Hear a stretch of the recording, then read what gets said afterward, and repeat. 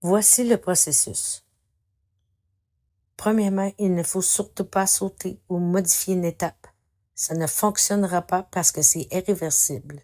C'est une loi universelle et divine. C'est le lien direct pour se connecter avec Dieu.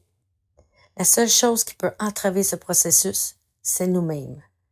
Imaginons le processus comme le signe de l'infini. Donc, dans la première bulle, représente notre prière, notre demande à Dieu. Elle peut aussi représenter ce que nous donnons de bien à autrui. Dans la deuxième bulle, représente ce que nous recevons de Dieu, ses bénédictions. Au milieu, au croisement des deux bulles, représente notre gratitude que nous devons faire à Dieu pour le remercier de ce que nous avons reçu et parce que nous apprécions ce que nous avons déjà. C'est de le remercier de tout le bonheur que ça nous apporte. La foi ne peut pas être sans un dévouement de notre part. Elle doit être inébranlable et il faut être digne envers lui pour bénéficier de ses bénédictions.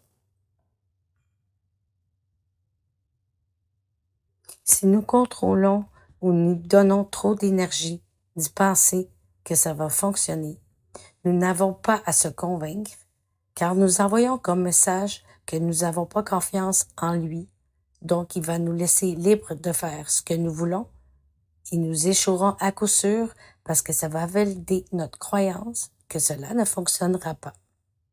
Il faut s'en détacher, l'oublier, afin de laisser le processus agir et de laisser Dieu faire son travail. Ce n'est pas lui le responsable de nos échecs ni de nos souffrances. C'est entièrement notre faute. Nous devons l'assumer et l'accepter afin d'en prendre une leçon. Étape 1. La prière ou la demande formelle à Dieu.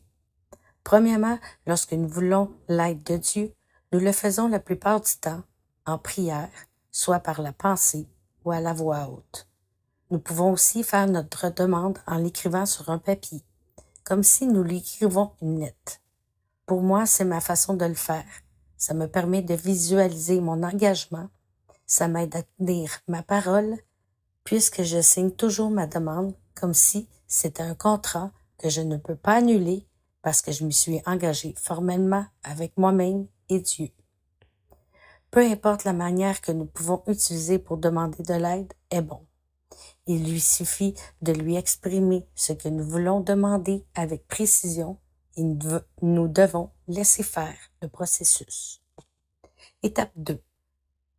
Préserver la foi, l'attente et le travail de Dieu.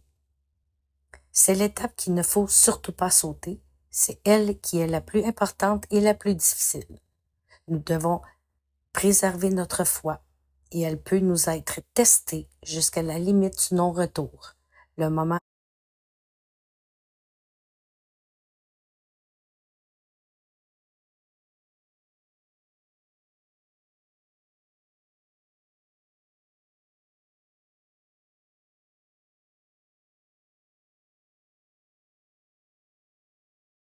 Étape 2. Préserver la foi, l'attente et le travail de Dieu. C'est l'étape qu'il ne faut surtout pas sauter. C'est elle qui est la plus importante et la plus difficile. Nous devons préserver notre foi et elle peut nous être testée jusqu'à la limite du non-retour. Le moment où que nous pouvons tomber dans le contrôle parce que notre ego essaiera de nous faire croire que cela ne fonctionnera pas ou que Dieu nous a abandonnés. Il nous donnera les meilleures raisons d'y croire. Le seul moyen de faire taire le mental et selon moi est la meilleure technique afin de calmer son esprit est de méditer. La méditation est le but de se concentrer sur le moment présent et de s'éloigner dans nos pensées. Nous pouvons simplement faire une relaxation ou faire une activité qui nous passionne comme le dessin, la marche en nature, la peinture ou autre. C'est aussi une technique de méditation. Sinon, ça augmente le stress et ça peut nous créer des peurs. Ces peurs ne sont que le fruit de notre imagination, donc elles ne sont pas réelles. C'est à ce moment précis que si nous préservons notre foi, que la magie agira. Il faut comprendre qu'il doit y avoir un certain temps pour que le travail de Dieu se fasse.